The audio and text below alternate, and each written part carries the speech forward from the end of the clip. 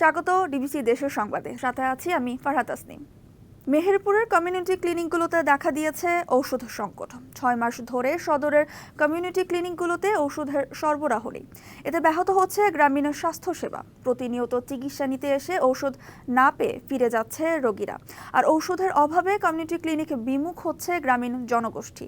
বিষয়টি ঊর্ধ্বতন মহলে জানানো হয়েছে বলছে স্বাস্থ্য বিভাগ। মেহেরপুর সদর উপজেলার কমিউনিটি ক্লিনিকগুলোতে চলছে ওষুধ সংকট। এ পরিস্থিতিতে প্রয়োজনীয় চিকিৎসা সেবা থেকে বঞ্চিত গ্রামীণ মানুষেরা। বিশেষত সর্দি, কাশি, জ্বর সহ অন্যান্য সাধারণ রোগের ওষুধও পাওয়া যাচ্ছে না। সবশেষ গেল বছর ডিসেম্বরে ওষুধের বরাদ্দ পেলেও অধিকাংশ কমিউনিটি ক্লিনিকে তা শেষ হয়ে গেছে 2 মাসের মধ্যেই। ফলে ওষুধ সংকটে ব্যাহত গ্রামীণ স্বাস্থ্যসেবা। বিনামূল্যে প্রাথমিক চিকিৎসা না পেয়ে বাইরে থেকে ওষুধ কিনতে হচ্ছে বলে অভিযোগ এলাকাবাসীর। এতে বাড়ছে রোগীদের দুর্ভোগ। আর্থিক অসচ্ছলতায় চিকিৎসা না নিয়ে রোগে ভুগছেন অনেকেই। জ্বর এসেছে 2 দিন, ক্লিনিকে এসেছিলাম ওষুধ নিতে, ওষুধ পালাম। গরিব মানুষ, ওষুধ কিনে খেতে পারছি না, টাকা পয়সা নাই আমাদের। আবার তার আসলে শুধু গ্যাসের আর খালি ভিটামিন ওষুধ দেয়, তাছাড়া আর কিছু দেয় না। ওষুধ না থাকায় অনেকেই সেবা নিতে কমিউনিটি ক্লিনিকে আসছেন না বলে জানাচ্ছে কমিউনিটি হেলথ কেয়ার প্রোভাইডাররা। ওষুধ না থাকার কারণে রোগীরা আসছে। এখন ঠান্ডা জ্বরের সময় এই ওষুধগুলো তারা পাচ্ছে না।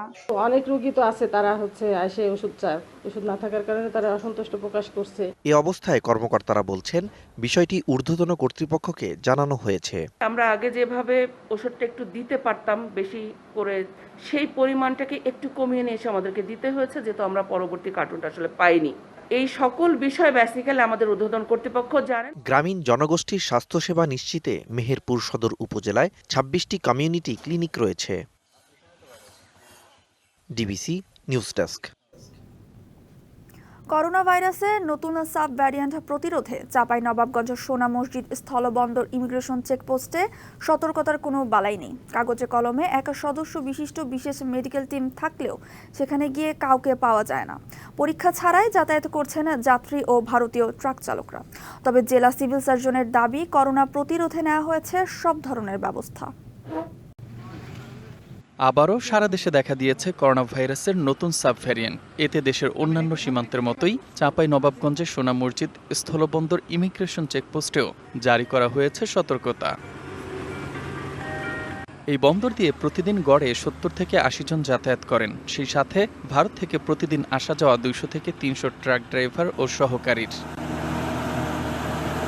কিন্তু সোনা মসজিদ বা ভারতের মহদীপুর চেকপোস্টে করোনা ভাইরাস সংক্রান্ত কোনো ধরনের পরীক্ষা বা প্রাথমিক পরামর্শ দেওয়ার ব্যবস্থা নেই। ইমিগ্রেশন চেকপোস্টে কোভিড-19 পরীক্ষা কেন্দ্রের ব্যানার থাকলেও সেখানে দেখা মিলছে না কোনো স্বাস্থ্যকর্মীর। 2 দেশে গেলাম কিন্তু হয়নি, ওখানেও না, আমাদের দেশেও কোনো শুরু হয়নি, দেখিনি। বাংলাদেশের বর্ডারে দাঁড়িয়ে আছি, অদ্যাবধি কোনো আমাদের কোভিড সম্পর্কে কোনো রকমের কোনো টেস্ট করা হয়নি। এই দেশ থেকে ওদের কোভিডের টেস্ট বা মানে টিকা দিচ্ছে কিনা, টিকাকরণ করা হচ্ছে কিনা, এটা করা হচ্ছে। বাংলাদেশে টেস্ট হয় না তো মাস্কের উপরে, না গ্লাভসের উপরে, না করোনা।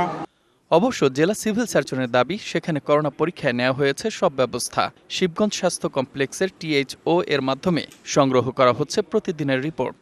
আমাদের সোনামসজিদ ইমিগ্রেশন পুলিশ মাস্ক এবং হ্যান্ড স্যানিটাইজার ইউজ করতেছি, এবং যারা যাত্রী আসছে বা ভারত থেকে যারা যাত্রী যাতায়াত করছে তাদেরকে সর্বোচ্চ সচেতন করতেছি এবং মাস্ক পরিধান করতে নির্দেশনা দিয়েছি। জ্বরের যদি পেশেন্ট পাওয়া গেলে পারে তাহলে হচ্ছে ওনার হচ্ছে নাম, পাসপোর্ট নাম্বার, NID নাম্বার, কোন জেলার ঠিকানা, সেইগুলা যেন হচ্ছে জানানো হয়। শিবগঞ্জে হচ্ছে মহোদয়কে নির্দেশ দিয়ে দিলাম, উনি যেন সঠিকভাবে এই জিনিসটা তদারকি করেন এবং প্রতিদিনের যে রিপোর্টটা যেন উনি যেন দিয়ে দেন। যেন সোনা মসজিদ ও মহদীপুর ইমিগ্রেশন পয়েন্টে করোনা প্রতিরোধে 2 দেশের যাত্রী ও ট্রাক চালকদের স্বাস্থ্য পরীক্ষার কার্যকর ব্যবস্থা নেওয়ার দাবি স্থানীয়দের।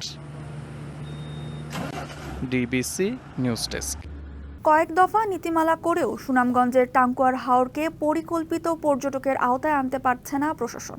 বিশেষ করে পর্যটকবাহী হাউসবোটগুলো নির্ধারিত রুট ব্যবহার করছে না।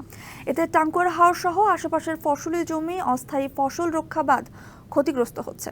হাউসবোটগুলোকে নির্ধারিত রুট ব্যবহারে বাধ্য করতে প্রযুক্তির সাহায্যে মনিটরিংয়ের পরামর্শ সংশ্লিষ্টদের।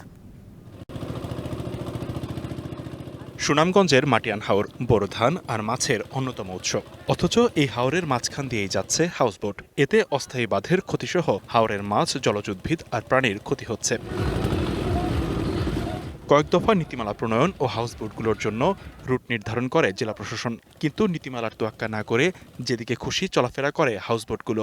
পিকনিকের নৌকাগুলা হাওরের সারা আওয়ার জুড়েই ঘোরাঘুরি করে, গান বাজনা করে, এই মাছের কিছু ক্ষতি হয়। পর্যটকবাহী যে হাউসবোটগুলা এগুলা যদি নির্দিষ্ট রুট ধরে যদি চলে, তো আমাদের হাওরের যে ইকোসিস্টেম আছে এগুলা রক্ষা পায়।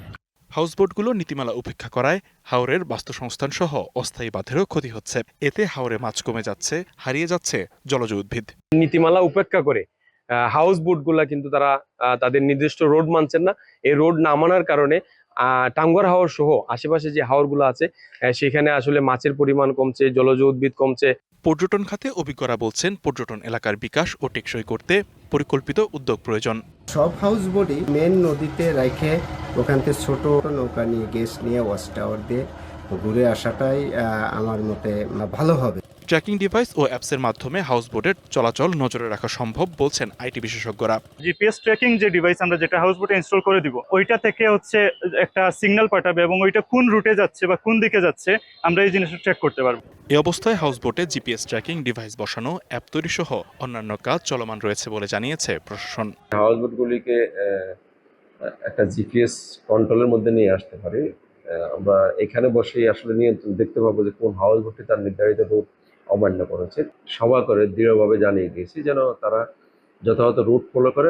শুধু নীতিমালা প্রণয়ন করে মাঝে মধ্যে মনিটরিং নয়, জলবায়ুর পরিবর্তন ও ক্ষতিকর প্রভাব কমাতে সরকার যথাযথ উদ্যোগ নেবে প্রত্যাশা সুনামগঞ্জবাসীর।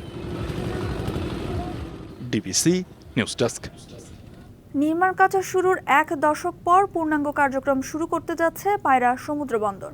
আগামী বছরের জুলাই থেকে ব্যবহার করা যাবে বন্দরের নিজস্ব টার্মিনাল ও ব্যাকআপ ইয়ার্ড। এতে সরকারের রাজস্ব খাতে যুক্ত হবে বিপুল অর্থ। আশা করা হচ্ছে কর্মসংস্থানের সুযোগ সৃষ্টি হবে হাজারো মানুষের। দক্ষিণাঞ্চলের অর্থনীতিতে যুক্ত হবে নতুন মাত্রা। দীর্ঘ 1 দশকের অপেক্ষার পর অবশেষে পূর্ণাঙ্গ কার্যক্রম শুরু করতে যাচ্ছে দেশের তৃতীয় সমুদ্র বন্দর পায়রা। 2026 সালের জুলাইয়ে বন্দরের নিজস্ব প্রথম টার্মিনাল চালু হবে, যা বন্দরকে পূর্ণাঙ্গ কার্যক্রমের পথে নিয়ে যাবে। এর মধ্যে টার্মিনাল ও ব্যাকআপ ইয়ার্ডের কাজ সম্পন্ন। আন্ধারমানিক নদীর ওপর সেতুর কাজ এগিয়েছে 65%, আর সংযোগ সড়কের কাজ শেষ হয়েছে 80%। বলা হচ্ছে, পূর্ণাঙ্গ কার্যক্রম শুরু হলে দক্ষিণাঞ্চলের উন্নয়নে পায়রা বন্দরের গুরুত্বপূর্ণ চালিকা শক্তি হিসেবে কাজ করবে। এটা সবচেয়ে অবহেলিত একটা জেলা। এখানে এই জেলায় এই পোর্টটা এবং আরো কয়েকটা কেপিআই প্রজেক্ট আছে, তাদের বেস করে এই জেলাটার একটা ভালো অবস্থানে আসবে। এই জেলার মানুষের একটা রুটি বা অর্থনৈতিক অবস্থার উন্নয়ন হবে। সম্ভাবনার পাশাপাশি রয়েছে চ্যালেঞ্জও। বন্দরের নাব্য রক্ষায় বড় বাধা পলিপ্রবণ রাবনাবাদ চ্যানেল। ব্যবসায়ীদের মতে, বন্দরের রাবনাবাদ চ্যানেলের নাব্য ঠিক রাখতে প্রয়োজন নিয়মিত ড্রেজিং। এই নব্যতা সংকটকে দূরীকরণ করতে হবে। করলে ব্যবসায়ীরা এবং সকল স্টেক হোল্ডাররা আগে আসবে। আর ড্রেজিংটা খুব তাড়াতাড়ি শুরু হবে। শুরু হলে পায়রা বন্দরের কার্যক্রম বেড়ে যাবে। সেতু এবং সংযোগ সড়কের কাজ দ্রুত শেষ করে নবনির্মিত টার্মিনালে অপারেশনাল কার্যক্রম শুরুর কথা জানালেন পায়রা বন্দর চেয়ারম্যান। ফরিদপুরের ভাঙ্গা থেকে কুয়াকাটা পর্যন্ত মহাসড়ক 6 লেনে উন্নতির কাজ শিগগিরই শুরু হবে। কর্মসংস্থানের একটা বড় ক্ষেত্র এখানে অব্যবহৃত বা অনুদ্ঘাটিত আছে। ভাঙ্গা থেকে কুয়াকাটা পর্যন্ত রাস্তাটা 4 লেন প্লাস 2 সার্ভিস লেন সহ এটাকে প্রশস্ত করা। এই রাস্তা যখন হয়ে যাবে তখন এখান থেকে ঢাকা যেতে আপনার 4 ঘন্টা 4.5 ঘন্টা সময়। পটুয়াখালীর কলাপাড়ার টিয়াখালী ইউনিয়নে 2013 সালে পায়রা বন্দরের নির্মাণ কাজ শুরু হয়। 3 বছর পর 2016 সালে সমুদ্র বন্দরটিতে কন্টেইনার জাহাজ খালাস করে কার্যক্রম শুরু করে। DVC news desk. কোথাও বখাটেদের আড্ডা, কোথাও আবার মাদক সেবনকারীদের, কোনোটিতে হকার বসা, কোনোটি আবার ছোটখাটো ময়লা ফেলার স্থান। এসব চিত্র সিলেটের কোটি টাকা ব্যয়ে নির্মিত ফুট ওভারব্রিজের। নগরের কোর্ট পয়েন্ট, হুমায়ুন রশিদ চত্বর কিংবা টিলাগড়ের ফুট ওভারব্রিজগুলোতে পথচারী পারাপার ছাড়া সবই হয়। এমন অব্যবহৃত স্থাপনগুলো এখন উল্টো বোঝা হয়ে দাঁড়িয়েছে যানজটের নগর সিলেটে। দুর্ঘটনা এড়ানো ও পথচারী পারাপারের সুবিধার্থে গেল 1 দশকে সিলেটের 5টি পয়েন্টে ফুট ওভারব্রিজ নির্মাণ করে নগর কর্তৃপক্ষ, কিন্তু এসব ফুট ওভারব্রিজ ব্যবহারে আগ্রহ নেই পথচারীদের। এ নিয়ে নেই কোনো প্রচারণা বা তদারকিও। ঝুঁকি নিয়েই রাস্তা পার হতে বেশি স্বাচ্ছন্দ্য পথচারীরা। এতে প্রায়ই ঘটছে ছোটখাটো দুর্ঘটনা। অব্যবহৃত ফুট ওভারব্রিজগুলো এখন আড্ডাবাজ, ছিনতাইকারী ও মাদকসেবীদের অভয়ারণ্য। ব্যবহার করি না, এই কারণে আমরা অভ্যস্ত না এগুলা ব্যবহার করার, এর লাগে আমরা ব্যবহার করি না। নেশাখোররা উঠে, এটা তো এই জায়গায় দেওয়াই ঠিক না, এটা তো চত্বরে দিলে সবচেয়ে ভালো হইতো। প্রতিটি ফুট ওভারব্রিজ নির্মাণে ব্যয় হয়েছে 1 থেকে 2 কোটি টাকা পর্যন্ত। পরিকল্পিত নির্মাণ ও জনসচেতনতা বৃদ্ধিতে কর্তৃপক্ষ ব্যর্থ, এমন মত সংশ্লিষ্টদের। যে 3 ফিটের ফুটপাথ থেকে কে উঠবে আসলে ফুট ওভারব্রিজে, যে কারণে ফুট ওভারব্রিজে আসলে অবসর সময় কাটানোর জন্য, আড্ডা মারার জন্য বিভিন্ন জন উঠছে। এইসব জায়গায় আসলে রং প্লেসিং হয়েছে, সুতরাং এর জন্যই আমার ধারণা কাজ করছে। যখন এটা শুরু হয় তখন থেকে এটার মধ্যে কোনো কাজে ব্যবহার হইতেছে না, কোনো মনে করেন পাবলিক বলেন কেউ এটা ব্যবহার করতেছে না। এটা হয়ে গেছে মানে ইয়াবা সেবনকারী, গাঁজা সেবনকারী, এগুলো আড্ডা হয়ে গেছে এখানে তোমার বসে তোমার। তবে এসব ফুট ওভারব্রিজের আধুনিকায়নে পদক্ষেপ নেয়ার কথা বলছে সিটি কর্পোরেশন। ফাইল ওয়ার্কে দেখবো আপনি এটা, এবং এই ইস্যুটা আমি আরেকবার আমার নলেজে আসছে, তো ওভারব্রিজটা আসলে উঠিয়ে নেওয়ার জন্য একটা বড় সিদ্ধান্ত লাগবে। বড় সিদ্ধান্ত লাগবে, তো এই ইস্যুটা ওইটাও একটা আমাদের অ্যাক্টিভ বিবেচনায় আছে। ফুটপাত দখলমুক্ত ও প্রশস্ত না করে ফুট ওভারব্রিজ নির্মাণ অর্থের অপচয় বলেও মত বিশ্লেষকদের। সিলেটের প্রথম এই ফুট ওভারব্রিজটি 2015 সালে প্রতিষ্ঠার পর থেকে এখন পর্যন্ত তেমন কোনো কাজেই আসেনি। এই প্রকল্পটি নিয়ে যখন আলোচনা সমালোচনা সৃষ্টি হয়েছিল, এর মাঝেই এর 7 বছর পর সিলেটে আরও কয়েকটি ফুট ওভারব্রিজ তৈরি করা হয়, যেখানে খরচ হয় কোটি কোটি টাকা। এমন অকার্যকর ও ব্যর্থ প্রকল্পে কেন বারবার কোটি টাকার অপচয় হচ্ছে, এমন প্রশ্ন রাখছেন নগরবাসী। প্রত্যুষ তালুকদার, ডিবিসি নিউজ, সিলেট। আজ থেকে চট্টগ্রাম বন্দরের new mooring container terminal NCT পরিচালনা করবে নৌবাহিনীর নিয়ন্ত্রণাধীন প্রতিষ্ঠান ড্রাইডক। চুক্তি শেষ হওয়ায় 17 বছর পর পরিচালনার দায়িত্ব ছেড়ে দিয়েছে সাইফ পাওয়ারটেক। আইনি বাধ্যবাধকতা থাকায় সরাসরি নৌবাহিনীকে না দিয়ে এ প্রতিষ্ঠানটির সঙ্গে এনসিটি পরিচালনার চুক্তি করার সিদ্ধান্ত নিয়েছে বন্দর কর্তৃপক্ষ। চট্টগ্রাম ড্রাইডক লিমিটেড রাষ্ট্রীয় মালিকানাধীন এবং বাংলাদেশ নৌবাহিনী পরিচালিত একটি সামরিক জাহাজ মেরামতকারী প্রতিষ্ঠান। চট্টগ্রাম বন্দরে 2024-25 অর্থ বছরে হ্যান্ডেলিং হওয়া 32 লাখ TUS কন্টেনারের মধ্যে 44% এককভাবে পরিচালনা হয়েছে এনসিটি থেকে।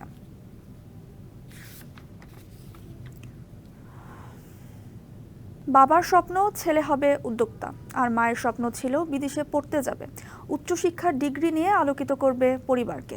মা কোহিনুর আক্তার হবেন সে আলোকিত সন্তানের গর্বিত মা, কিন্তু দুজনের স্বপ্ন কেবল স্বপ্নই রয়ে গেল। বলছি চট্টগ্রাম বৈষম্য বিরোধী ছাত্র আন্দোলনে প্রাণ হারানো স্নাতক পড়ুয়া ফয়সাল আহমেদ শান্তর কথা। দোকানি বাবা আর শিক্ষিকা মায়ের একমাত্র সন্তান বিয়োগের 1 বছরেও পিতামাতার আর্তনাদ যেন থামছেই না। একটা মুহূর্ত ওর জন্য আমি ভালো না, এর থেকে যদি আমি ঘুরে ঘুরে ওকে নিয়ে থাকতাম। দিন যায়, মাস যায়, ছেলেকে হারানোর বছর হতে চলল, কিন্তু কান্না থামে না মায়ের। ওকে বললে বুঝাইতে পারবো না যে কিভাবে চলে যান, আপনি তো ভালোই আছেন, স্কুলে যান, চাকরি করেন। কয়েকটি জার্সি, শার্ট, ট্রাউজার আর কলেজ ড্রেস প্রতিদিন নিয়ম করে আলমারি থেকে বের করে ছুঁয়ে দেখেন মা কোহিনুর আক্তার। কখনো ছেলের প্রিয় শার্টটি জড়িয়ে ধরে বিলাপ করেন অন্তহীন। ছেলে নেই, কিন্তু তার ব্যবহৃত শয্যা, পড়ার টেবিলও যত্ন করে রেখেছেন মা। একমাত্র ছেলেকে বিদেশে পড়তে পাঠাতে প্রস্তুত হচ্ছিল পাসপোর্টও, কিন্তু সেই ছেলেই এখন আর নেই তাদের মাঝে। ওর পাসপোর্ট বানানো অতি শীঘ্রই ওকে বাইরে পাঠাই দেবে, স্টুডেন্ট ভিসা বাইরে যাবে, মার্সেল স্টুডেন্ট ভিসা বাইরে যাবে, ভালো লেখাপড়া শিখে বড় একটা অ্যাওয়ার্ড নিয়ে আসবে শান্তপানি। ওর নাম যেরকম শান্ত ছিল, আসলেই ও শান্ত ছিল, বুঝছেন। ও ছোটকাল থেকেই খুব শান্ত স্বভাবের ছিল এবং লেখাপড়িতে ভালো ছিল। পাল ছাড়া নৌকা যেরকম অবস্থা হয়, আমাদের ঠিক একই অবস্থা। ফয়সাল আহমেদ শান্ত পড়তেন নগরীর ওমরগনি MES কলেজের ব্যবস্থাপনা 2য় বর্ষে। বাবা জাকির হোসেন বরিশালে সেকেন্ড হ্যান্ড ফার্নিচারের ব্যবসা করেন। মা কোহিনুর আক্তার আগে একটি বেসরকারি স্কুলে পড়াতেন। সম্প্রতি চট্টগ্রাম মহানগর পুলিশ পরিচালিত স্কুলে চাকরি হয়েছে তার। গত বছরের 16 জুলাই চট্টগ্রামের মুরাদপুরে বৈষম্য বিরোধী ছাত্র আন্দোলনের কর্মসূচিতে যুবলীগ ও ছাত্রলীগের গুলিতে প্রাণ হারান শান্ত। ছেলের হত্যাকারীদের বিচার চান বাবা মা।